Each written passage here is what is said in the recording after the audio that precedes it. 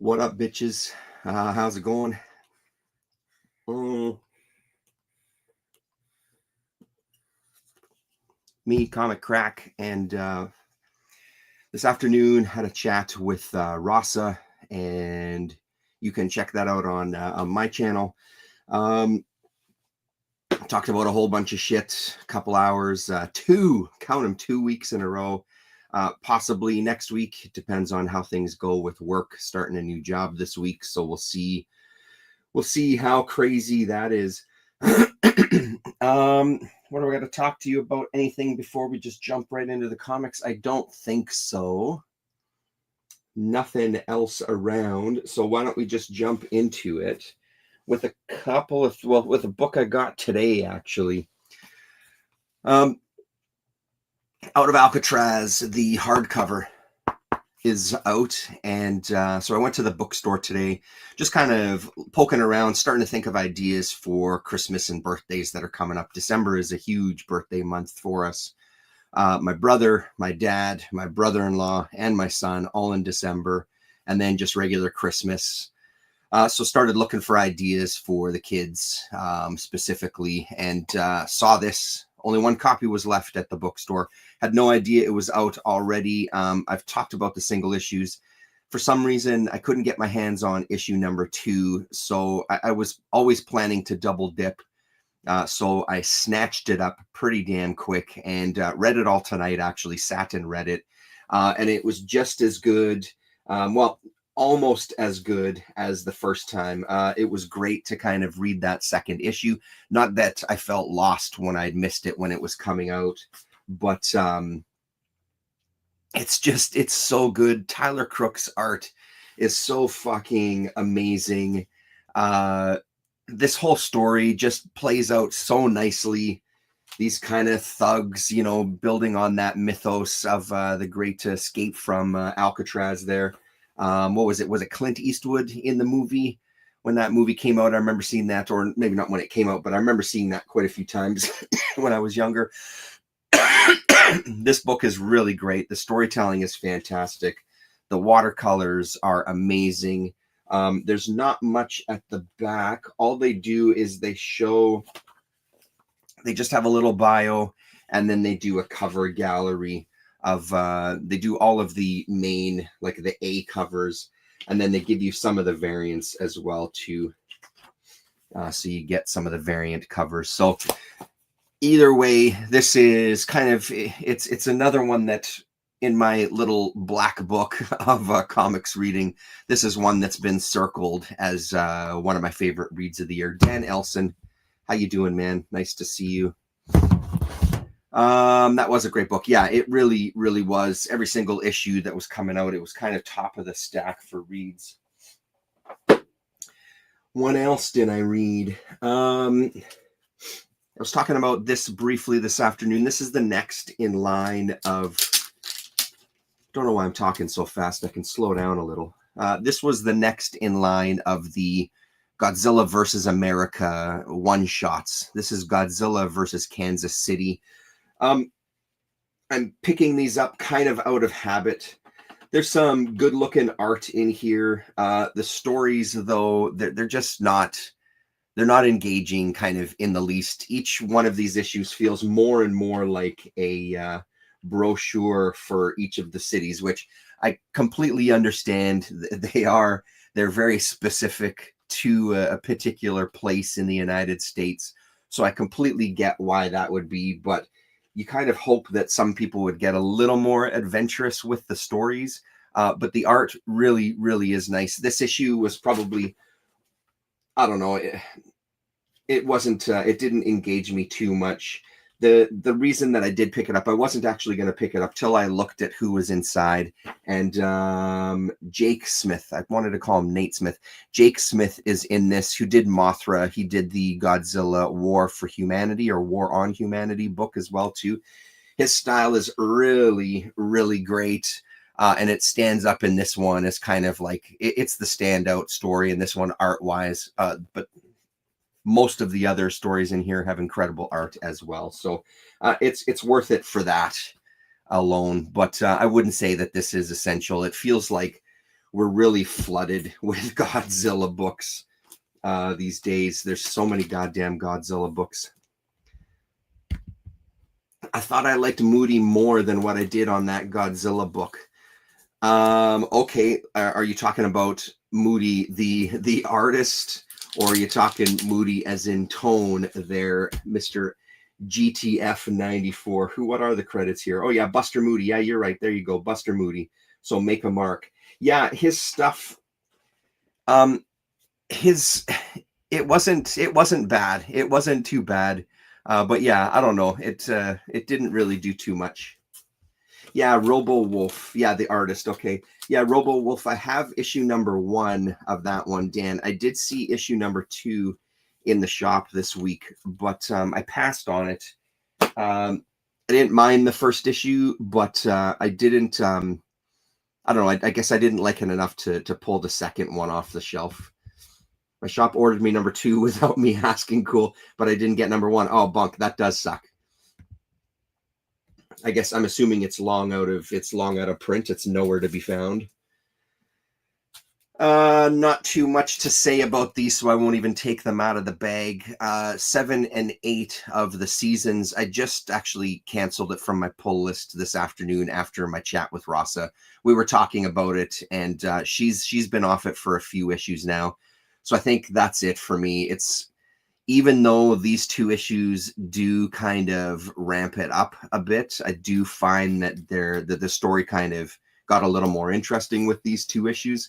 It wasn't enough to, I don't know, keep me justified in kind of going forward on it. They might actually come out of the collection and get up for sale or trade or something.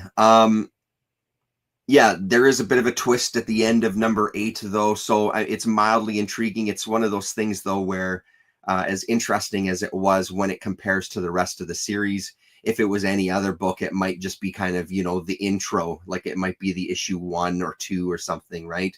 The fact that it took to kind of issue 8 to get here, I don't know, it kind of keeps it a little flat. We were talking this afternoon that it's quite possible that he's just doing too many damn books at once. I did not read it yet, but I did grab the Teenage Mutant Ninja Turtles 2025 annual, the one shot there. I don't know, man. I figured I'd give it a shot. I got pretty excited when I saw some of the covers because I thought issue number 13 was out, and I'm kind of curious to see where that's going to go. But one shot of Turtles is good, good enough for me. So we'll see how that is. And speaking of Turtles, where did I put those? I put them right here. Let's pull all this shit up. This can go over there. The bootleg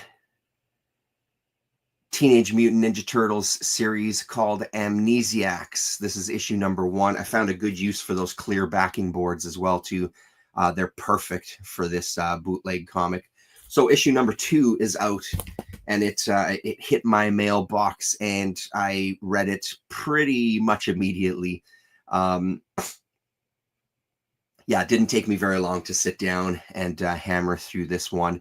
I would say the first issue is a little bit better than the second one, but what this one still does, like the first one does, I'll show you the website in a minute there, Dan Elson, as well. So let me just say this, first of all, these things ain't cheap, especially when you're shipping it up to Canada, but even on their own, I think each issue is like $10 if you get just the regular issue. But honestly, like, it's a pretty chunky book, and these guys are very fucking clearly fans of Ninja Turtles. There's the inside front cover there, doing some Frank Miller swiping. And then when we get to this here, the title page, so great. They really capture the Eastman Laird era of Ninja Turtles. So this series focuses on April O'Neil and Casey Jones. They're in a hospital, sort of insane asylum-ish. He doesn't know who he is, or they don't know who they are. They've just broken out, or they're just about to break out within this issue here. Right now, he's kind of having a little bit of a nightmare, but you can see by the layouts, it's so fucking good, man. They do a hell of a good job here. We get a little flashback. We get a little bit of Splinter there. And that's kind of where the selling point is on this. By the end of the issue, no real big spoilers here. By the end of the issue, they kind of make it to their hideout. And there's promise of Shredder, Splinter, and the Turtles potentially showing up in the next issue, which will be really exciting. But I mean, soak in that fucking artwork. It's really, really amazing. Next issue, Casey at the bat. They got a little bit of ads in the back too. Got an ad for issue number 1. They're also doing a bootleg Ghostface comic as well too. That first issue is out. You can also buy like signed and remarked copies as well too for extra bucks. There's a couple of pinups in the back too, as well as that gorgeous back cover. So it's a really, really solid book. I personally think it's very much worth the money, but your mileage may vary. Here you go. So here is the site. I'll also put it. Let's do this. Copy that. Let's put it in the chat here as well. There you go. Yeah, that's sent. Where was I here? Right here. So here's the page. So you can see the signed and custom remarked Amnesiacs number 1. $20 is what you're going to pay for that. $15 for one that's just signed. Here you go. Issue number 2, $10. Issue number 1, $10. Looks like they still have it in stock. So for you in the States, I'm sure it'll be cheaper to get them shipped to you. So if you can afford $20 American plus some shipping, honestly, and you're a fan of the Turtles, give it a shot, man. Support these guys, because I want to see more of this stuff come out. I want enough of this to come out where eventually they print like a collection. I'm not exactly sure how they're able to do this. Even having Eastman and Laird's Teenage Mutant Ninja Turtles written right on the front cover, I'm not sure how they get away with this. So it makes me mildly nervous to talk about this on the channel, because I'd hate for them to get nabbed or something for, I don't know, some sort of copyright thing. Oh, damn, that looks sweet. Super good art. Damn, yeah, I got to jump on that. Honestly, man, if you can afford it, I wouldn't hesitate. It's a lot of fun and shows a lot of promise too, I think, is the big thing. These guys, like I said, they're very clearly fans. They very clearly have an idea. They're not just kind of writing things and writing it as they go, or at least it does. If they are, it doesn't feel like that. So really, really good. Good point. Didn't think you could straight swipe the name along with the characters. Yeah, no, totally. And then, maybe sell them online. I know that the kayfabe guys, they would talk about some of the bootlegs and things, and the key to some of those bootlegs is that you're sort of just paying to cover the shipping was kind of the idea, because they didn't want it to be like they're making money off of different characters. Much to my excitement this week, The Killer, Affairs of the State, Book 2, issue number 5 has come out, and it's a fucking banger. The last issue, kind of the first half, was a little bit slow. Incredibly, like, dramatically picked up speed by the end of the issue. It's been long enough now that I can tell you it's a full-blown slaughter. Our main character is now kind of working for you sort of get the sense that it's a government entity. I'm not 100% sure if they ever explicitly say that, but he's kind of doing more like political hits these days. When he was kind of gearing up for a job, he's got this handler that works with him as well too, this handler woman who you see here, and they're kind of building a relationship. How much of it is truthful is up to you as the reader. I'll get to that in one sec. But in early stages of this book, there was 2 kids, a boy and a girl, that break into his house, and they're kind of running from some serious shit at this cabin that they're at. the boy, he ends up finding the boy dead, and the girl was kidnapped. So when he goes for this assassination, all of these guys come flooding out of cars, and she's with them. There's kind of talk of like a child sex ring as well too, even though again they don't explicitly say it. That is kind of what is heavily insinuated. So he kind of loses his mind and just ends up picking everybody off to save her. What this book does so well is that mix of narration and kind of what's happening in real time. Something that is very, very specific to comics. It's kind of one of those no-nos within film where you don't, the thought of having a voiceover is seen as kind of cheating, you know, show, don't tell kind of thing. Whereas in comics, it's, you can kind of do a blend. Obviously you can do a million things with any art form. Let's not kid ourselves. We're not really limited, and who cares about the rules? But this one does it so well because sometimes his inner monologue is much darker than his exterior, how he's facing the world. And then sometimes it's the reverse. So they do a really nice job of playing with that here. I won't show you too much past this.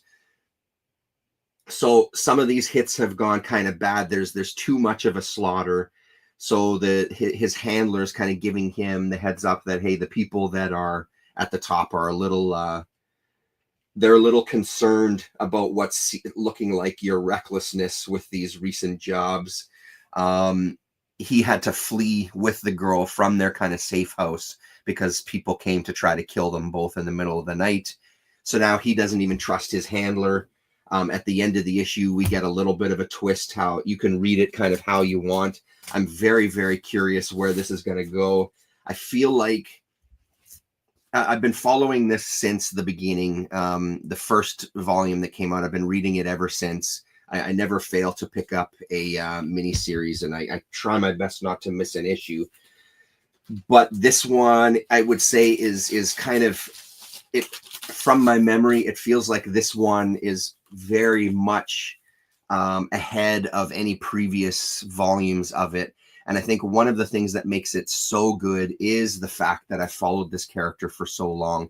I think when we were looking online this afternoon, 2012 is maybe when the first volume came out in English. Affairs of the State, Paulo Costa was with us this afternoon. I think he said when he did some research on it while we were doing the stream, this Affairs of the State might be in French, and I think there might be 5 volumes of it already. So it gives me hope that there's a lot more to come here, which is great. I wish they printed them like they do the Black Sad volumes. That would be fantastic. But as much as I can normally say jump in wherever, I really don't think that would work for this one. You could try it and you'd probably get something out of it, but I think you get more out of it because you've been following this character for so long. So this is, again, you know, it may sound like I'm stacking the deck a little bit, but this is easily one of those reads of the year as well for me. What else did I read? I'm how many pages into this? 242 pages into The Legend of Kamui, book number 2, from Drawn and Quarterly. So I think that this just so goddamn excited about this book coming out, and this one just continues to kind of deliver. This is the still that's kind of for the show tonight is from this volume of it. I'm very excited to kind of see his art grow. It's really solid here. One of the things that Sanpei Shirato is known for with this, or Shirato Sanpei is known for with this book, is his kind of depiction of nature. The eclipse stuff, there's some gorgeous drawings of he's going out fishing, for example, and fish are leaping out of the water, and they're beautiful drawings. This one, the character design is quite a bit different than what it turns into during those eclipse books, but this story is really engaging. This one is throwing in a bunch of secondary characters as we kind of continue to explore kind of this class system and the people that, specifically the people that are at the lowest rungs of that class system. and kind of the unease and dissatisfaction that's slowly been brewing through volume 1 and continues into this one. Really great stuff. What else can I say about this one? I mean, it's just a solid read. And with manga, I'm trying to kind of take it a bit easy. I'm reading a couple of really big books. I read some more of Nausicaa this week as well. I read a couple of at least 100 pages of Rachel Rising this week as well too. So this is really great. And what do we have up here? I'll get to the comments in 1 second there. We have book 3 or volume 3 coming out. It's saying on the Drawn and Quarterly website, January 13th of 2026. And then book 4 comes out in January, February, March, April, May, June, July. I think it was July 7th. We'll look at that in 1 second. So I seem to remember Drawn and Quarterly's dates not being quite right. It's kind of within that time frame anyway, so hopefully by the end of January this next one comes out. So I got a little bit more time to finish this one off.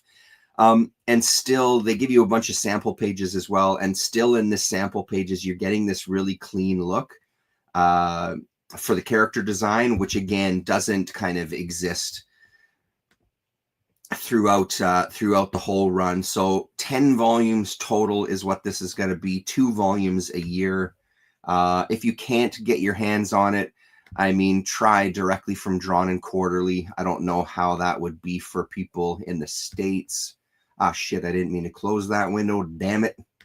Let's also show you. Too many tabs open here, people. Where is it? Here we go. Volume 4. And then here's volume 4's cover. So these are the 2 that are scheduled for next year. And again, Drawn and Quarterly do a good job of giving you some sample pages there that you can just kind of get a taste of the art and the storytelling. I'd say the minor issue that I had with this latest volume is there's a few characters that do end up looking a little bit the same. I found myself kind of, thank God they have this part at the beginning. These 2 characters down here, one's dressed in black, one's dressed in white, and when they appear in the story, you can even see by their hair. I imagine that's done on purpose. Maybe they're supposed to be a yin-yang type of idea, but it does get a little bit confusing trying to track who's who, especially as they're kind of in the same general part of the forest together in one part of the story. So, but yeah, very, very solid reading. I don't know where the hell I'm going to put 10 volumes of that. But there you go. Let's go back. That's the impression you've given. I'll have to track down the first part. Yeah, for Killer. Excellent. Hey, Damien, how you doing? You can't find book 2 of Kamui anywhere. That's a really unfortunate thing. I got book 2, but I need to get book 1. Everybody's saying hello.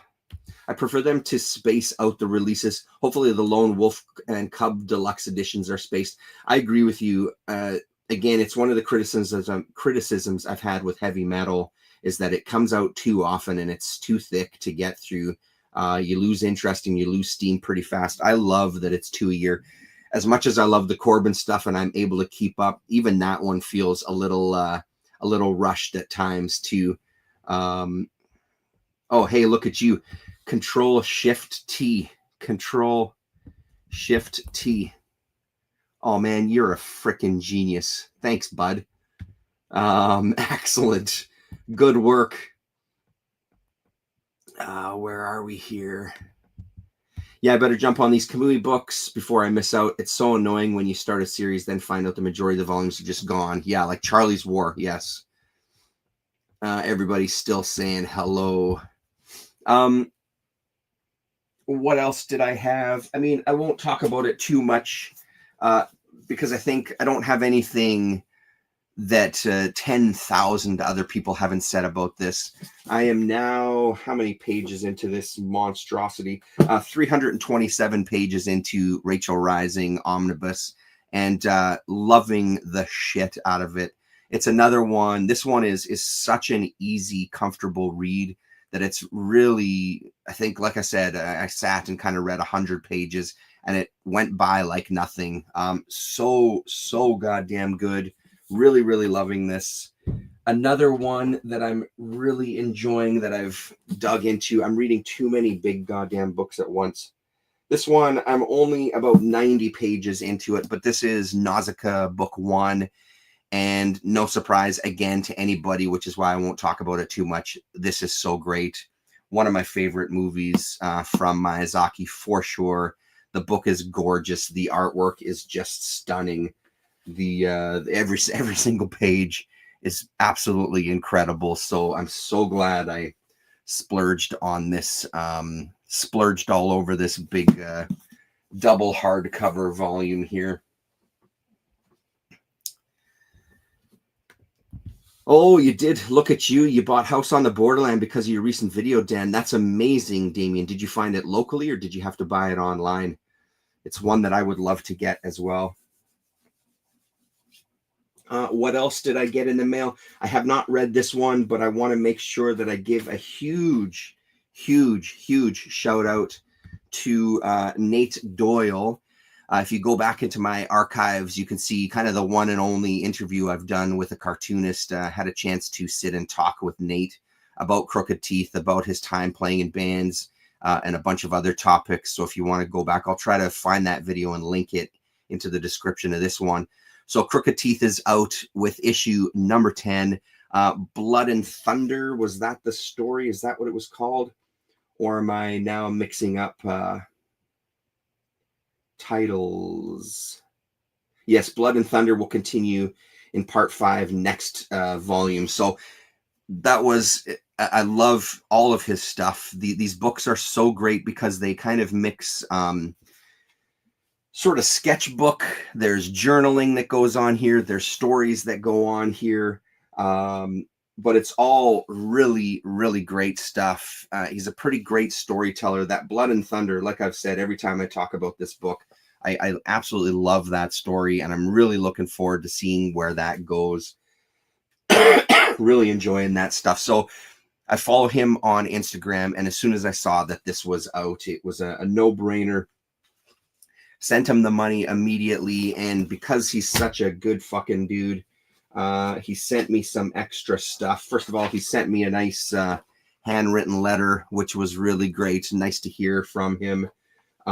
He also gave me a copy of the Domino anthology, Floyd Tangeman and Domino, Jaywalk. This is issue number 3.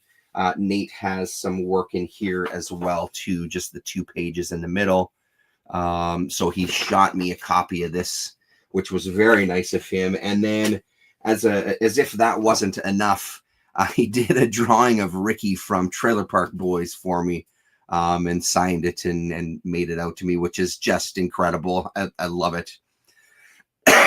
Really great stuff. So Nate, if you do end up watching these, if you do still kind of watch every once in a while, I really, really appreciate it. I'll send you a message too on Instagram. But thank you so much, man. I'm very, very thankful for that stuff. It's great. You know, it's one of those things that you kind of forget how great it is to also get kind of a handwritten letter as well. Makes me want to do some letters to people. Oh, he sent me a couple of stickers as well, too. Incorrectly Anatomical. He sent me 2 of these stickers. One is on the filing cabinet already, and I've got an extra one. That was I think it was a one-off. I think it was just one book, and I think that was kind of strictly sketchbook stuff. So I do not have that one, but if you follow Nate Doyle, pardon me, on Instagram, you can find his store. I'll put all the links into this, into this stuff as well. Let's see, where did I leave off here? Hope you're able to find an affordable copy. Affordable was definitely relative, but I want all the Corbin. Yeah, as do we all. Yes, exactly. As do I. Oh shit, love Trailer Park Boys. That's amazing. Yeah, it was a really nice surprise.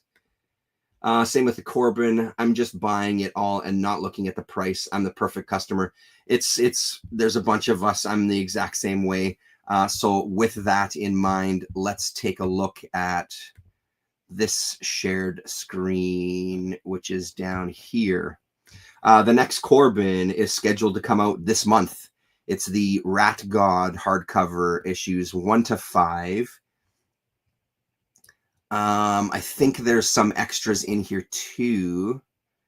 I just don't remember. I remember seeing this earlier solicitation, and I think that there was a couple of extra things in here. So the date is supposed to be November 18th. 144 pages. Same size, same format as the rest of them. $40 American. I don't have the page open, but let's see if we can find. If we type them in, I think it should come up. Yes, so brace yourselves, people. It's finally coming. This one comes out in May of 2026. The Last Voyage of Sinbad is finally on the horizon. So like Dimwood, even Rolf to some degree, but Dimwood I was very, very excited about out of all of the stuff. This is right there with it. The only one they still have to do is Bloodstar. I'm hoping they do one of that. This is a fantastic Corbin book, The Last Voyage of Sinbad. Strong recommendations. So again, if you're watching this channel at some point and you don't have any of the other books, this is a fantastic one to save up for. 112 pages, same size, $34.99. Art pages restored by longtime Corbin collaborator Jose Villarrubia, relettered, introduction by Guillermo del Toro. So there you go. Cannot wait for this one. This will be this will be an absolute hit, and I hope, like the rest of them, I'm assuming the sales have been incredible.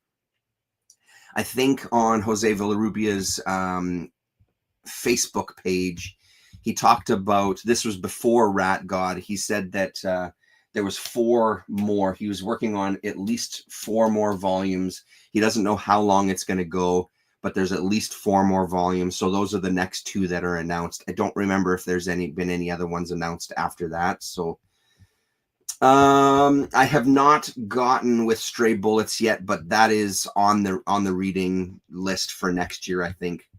As Dark Horse planning to complete on this Corbin Library thing? Yeah, I mean, good guess. Anybody's guess. I hope. I mean, I think one of the things that will ensure that they keep going is that all of us just keep buying these books and spreading the word about Corbin, as if his name needs to be spread around. I feel like everybody knows about him, but that just might be our small circle here. I guess I'm double dipping on that one. That is a must-have book. Yeah, and honestly, I'm double dipping on all of it. I've got so many different editions of Corbin stuff, but they're doing such a nice job. Yeah, I'm getting everything. Even though Rat God, it's enjoyable, I wouldn't say that it's one of my favorite Corbin things. Getting it regardless. Cannot have that missed. This travesty needs to end. Can I send you a copy of the Stray Bullets Companion book? Dude, Mr. Forgerelli, why would I ever say no to such a generous gift? You absolutely can. You're rereading it now, and it's so fucking good. I mean, I'd love to read it. I've heard nothing but good things. And again, there's so much of these kind of books that are kind of classics. Strangers in Paradise is the other one that I want to try to get my hands on next year. But there's so many of these books that are kind of these classic must-reads. I'd like to kind of dig into as much of them as possible. Do you have my email, Forgerelli? Because if not, I will put it in the comments here and then delete it. I would just say, watch out for the spelling of my first name. It's commonly misspelled, but there you go. So I'll leave that in there for about 30 seconds, Mr. Forgerelli, and then I'm going to delete that shit. I'll love Stray Bullets. I don't doubt it for a goddamn second.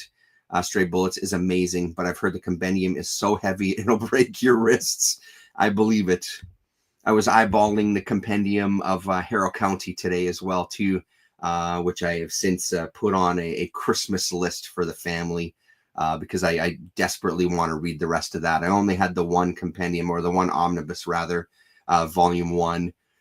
So I still have yet to finish reading that series. Here we go, deleting this sucker. What else have I read? I think that was it. I'm kind of going through my undergrounds and rebagging and boarding stuff. Usually when I get the underground comics in, I just kind of keep them in whatever bag and board they're in.